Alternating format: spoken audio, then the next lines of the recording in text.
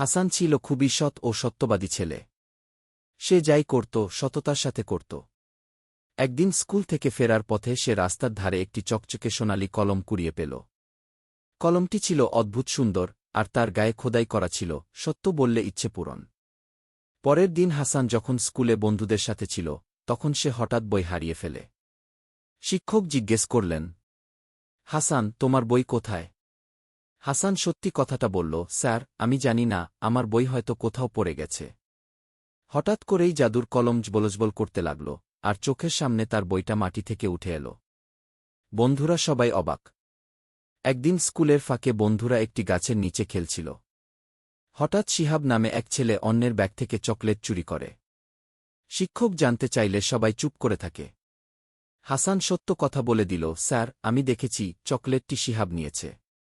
কলম আবার জবলজবল করল, আর শিক্ষকের হাতে চকোলেটটা চলে এল। সবাই অবাক হয়ে গেল। শিক্ষক হাসানকে বাহবা দিলেন, বললেন, সত্যবাদীদের জন্য সবসময় পুরস্কার থাকে। গল্পের শিক্ষা: সত্যবাদী হওয়া সবসময় ভালো। অসৎ পথে কিছু পাওয়ার চেষ্টা করা উচিত নয়। সততার জয় সবসময় হয়।